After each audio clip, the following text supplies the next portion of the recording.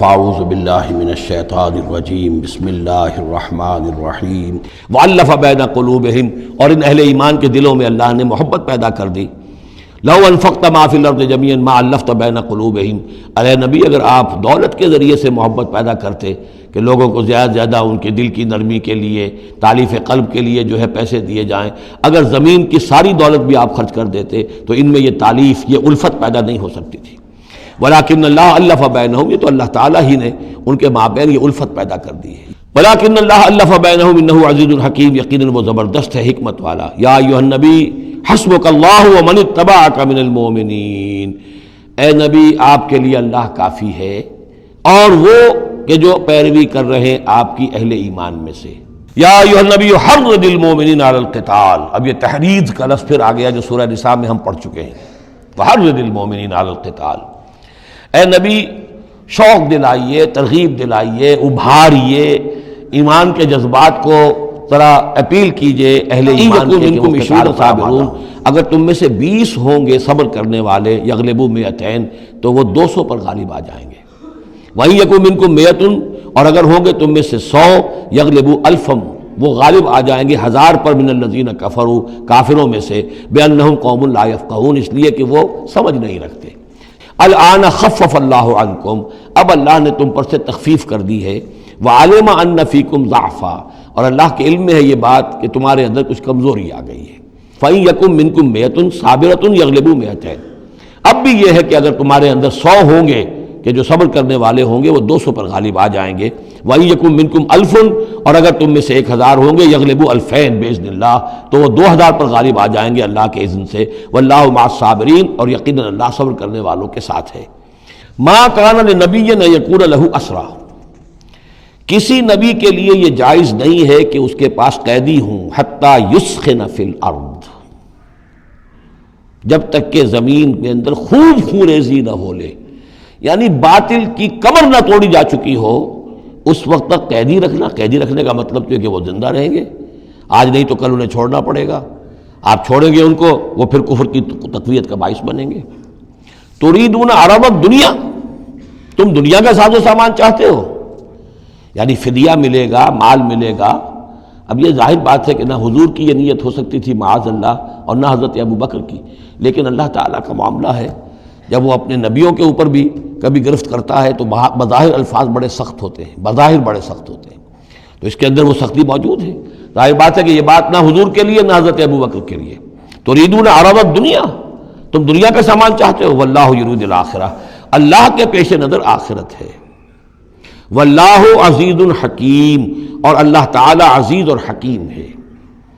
لولا کتاب من اللہ سبقہ، اگر نہ ہوتی بات اللہ کی طرف سے جو پہلے سے آ چکی تھی، یعنی سورہ محمد کی آیت نمبر 4، اس میں ایک امکان نکلتا تھا اس کی تعبیر کا، اگر یہ اللہ تعالیٰ کی طرف سے بات پہلے سے طے نہ ہو چکی ہوتی، لمسکم فیما اخذتم عذاب عظیم، تو جو کچھ تم نے یہ فدیہ وغیرہ لیا ہے اس پر تم پر بڑا سخت عذاب آتا۔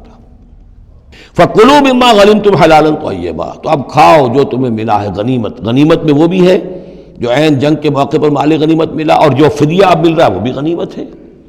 حلالا طیبا، کھاؤ، اس میں کوئی اب تمہیں ہچکچاہٹ نہ ہو، حلال اور طیب ستھرا۔ واتقوا اللہ، اللہ کا تقوی اختیار کرو، ان اللہ غفور الرحیم، یقیناً اللہ تعالیٰ بخشنے والا، رحم فرمانے والا ہے۔ یا ایھا النبی قل لمن فی ایدیکم من الاسریٰ، اے نبی کہہ دیجئے ان لوگوں سے جو آپ لوگوں کے قبضے میں ہیں اس وقت، ان قیدیوں میں سے، ان یعلم اللہ فی قلوبکم خیرا، اگر اللہ کے علم میں ہے کہ تمہارے دل میں خیر ہے، یؤتکم خیرا مما اخذ منکم، تو جو کچھ تم سے لیا گیا ہے اللہ اس سے بہتر تمہیں دے دے گا، ویغفر لکم، اور تمہیں بخش دے گا، واللہ غفور الرحیم، اور اللہ غفور الرحیم ہے۔ وَإِن یریدوا خیانتک، اور اگر یہ آپ سے خیانت کرنا چاہیں، جھوٹ بول رہے ہوں، جھوٹی قسمیں کھا رہے ہوں کہ ہمارے ساتھ تو معاملہ یوں ہو گیا تھا اور ایسے آ گئے تھے، فقد خان اللہ من قبل، تو پھر یہ پہلے اللہ سے بھی خیانتیں کرتے رہے ہیں۔ فامکنا منہم فامکنا منکم، اللہ تعالیٰ نے ان کو پکڑوا دیا۔ واللہ علیم حکیم، اللہ حکیم اور علیم ہے۔ ان الذین آمنوا وہاجروا وجاہدوا باموالہم وانفسہم فی سبیل اللہ والذین آووا ونصروا اولئک بعضهم اولیاء بعض، یقیناً وہ لوگ جو ایمان لائے اور جنہوں نے ہجرت کی اور جہاد کیا اپنے اموال اور جانوں کے ساتھ اللہ کی راہ میں، اور وہ لوگ جنہوں نے انہیں پناہ دی اور ان کی مدد کی. اولئک بعضهم اولیاء بعض، یہ وہ لوگ ہیں کہ جو ایک دوسرے کے ساتھی ہیں، رفیق ہیں. والذین آمنوا ولم یہاجروا، اور وہ لوگ کہ جو ایمان لائے لیکن ہجرت نہیں کی. ما لکم من ولایتہم من شیء، تمہارا ان کے ساتھ اب کوئی تعلق نہیں حتیٰ یہاجروا، جب تک کہ وہ ہجرت نہ کریں. ہاں اب واپس جائیں، فدیہ دے کر جائیں، پھر ہجرت کر کے آ جائیں تو ٹھیک ہے، پھر وہ مسلمانوں میں سے ہوں گے، تمہارے بھائی ہوں گے، تمہارے حمایتی ہوں گے اور تم ان کی حمایت کرو گے. وَإِنِ اسْتَنصَرُوكُمْ فِي الدِّينِ، اور وہ لوگ کہ جو ایمان تو لائے لیکن ہجرت نہیں کی، اپنے اپنے قبیلوں میں رہے یا مکے میں رہے، اگر وہ تم سے مدد مانگے دین میں، فَعَلَيْكُمُ النَّصْرُ، تو اے مسلمانوں تم پر واجب ہے ان کی مدد کرنا. إِلَّا عَلَىٰ قَوْمٍ بَيْنَكُمْ وَبَيْنَهُمْ مِيثَاق، سوائے اس کے کہ وہ کسی ایسی قوم سے تعلق رکھتے ہوں کہ جن کے اور تمہارے درمیان کوئی معاہدہ ہے. وَاللَّهُ بِمَا تَعْمَلُونَ بَصِيرٌ، اور جو کچھ تم کر رہے ہو اللہ اسے دیکھ رہا ہے. والذین کفروا بعضهم اولیاء بعض، اور وہ لوگ جنہوں نے کفر کیا وہ ایک دوسرے کے ساتھی ہیں، ایک دوسرے کے حمایتی ہیں، ایک دوسرے کے پشت پناہ ہیں. الا تفعلوہ، اگر یہ قواعد و ضوابط پیش نظر نہیں رکھو گے، ان کی پابندی نہیں کرو گے، تکن فتنۃ، تو پھر تو یہ ہے کہ فساد برپا ہو جائے گا، فتنہ پھیلے گا، فی الارض و فساد کبیر، اور بہت بڑی جو ہے بدامنی ہو جائے گی. والذین آمنوا وہاجروا وجاہدوا فی سبیل اللہ والذین آووا ونصروا اولئک هم المؤمنون حقا. اب ان دو طبقات کو جمع کر دیا گیا. والذین آمنوا وہاجروا وجاہدوا فی سبیل اللہ والذین آووا ونصروا، ویسے یہ کہ وہ لوگ جو ایمان لائے اور جنہوں نے ہجرت کی اور جنہوں نے جہاد کیا اللہ کی راہ میں، یعنی یہ مہاجرین. والذین آووا، اور وہ انصار مدینہ جنہوں نے انہیں پناہ دی، انہیں جگہ دی، انہیں اکوموڈیٹ کیا. والذین آووا ونصروا، اور نصرت کی. اولئک هم المؤمنون حقا لهم مغفرۃ ورزق کریم، ان کے لیے مغفرت ہے اور رزق کریم ہے. تو مومن حقیقی کی تعریف یہاں پر جو آئی ہے دو حصوں میں بٹ کر، وہ میں چاہتا ہوں کہ پھر اچھی طریقے سے آپ سمجھ لیں. انتہائی اہم بات ہے یہ. ایک مسلمان کے لیے بنی الاسلام علی خمس، 5 چیزیں ہیں: کلمہ شہادت، نماز، روزہ، حج، زکوٰۃ. لیکن حقیقی مومن ہونے کے لیے 2 چیزیں اور بڑھیں گی. صرف شہادت نہیں، یقین قلبی، اور نماز، روزہ، حج، زکوٰۃ کے ساتھ جہاد فی سبیل اللہ.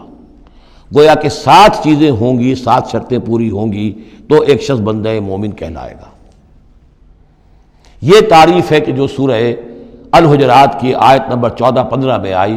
وہاں پہلے فرمایا قالت الاعراب آمنا قل لم تؤمنوا ولکن قولوا اسلمنا ولما يدخل الايمان في قلوبكم.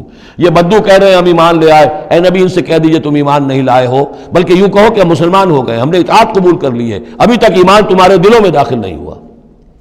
اب اگلی آیت میں پھر اسی سیاق کے اندر اگلی آیت میں مومن کون ہے؟ انما المؤمنون الذين آمنوا بالله ورسوله ثم لم يرتابوا. مومن تو وہ ہیں جو ایمان لائیں اللہ پر، اس کے رسول پر، پھر شک نہ باقی رہے، یقین بن جائے. اور دوسرے وجاہدوا باموالہم وانفسہم فی سبیل اللہ، اور وہ جہاد کریں اللہ کی راہ میں اپنی جانوں اور مالوں کے ساتھ. اولئک هم الصادقون، صرف وہ سچے ہیں. اولئک هم المؤمنون حقا لهم مغفرۃ ورزق کریم، ان کے لیے مغفرت ہے اور رزق کریم ہے. اللہم ربنا اجعلنا منہم، اللہم ربنا اجعلنا منہم. والذین آمنوا من بعد وہاجروا وجاہدوا، اور جو لوگ بعد میں ایمان لائے یا لائیں گے اور ہجرت کریں، جہاد کریں، وجاہدوا معکم، تمہارے ساتھ ہو کر جہاد کریں، فاولئک منکم، تو اے مسلمانوں وہ تم ہی میں سے ہیں، تمہاری جماعت، تمہاری امت حزب اللہ کے حصے ہوں گے. وَأُولُو الْأَرْحَامِ بَعْضُهُمْ أَوْلَىٰ بِبَعْضٍ فِي کتاب اللہ. البتہ اللہ کا جو قانون ہے، جو شریعت ہے، مثلا جو وراثت کا معاملہ ہے، اس کا تعلق جو اولو الارحام کے ساتھ ہے. یہ جو بھائی چارہ تھا اس کے بنا پر وراثت نہیں ہے. وراثت ہوگی وہی جو رحمی رشتے ہیں جن کے بنا پر کہ وراثت کا قانون بنا دیا گیا.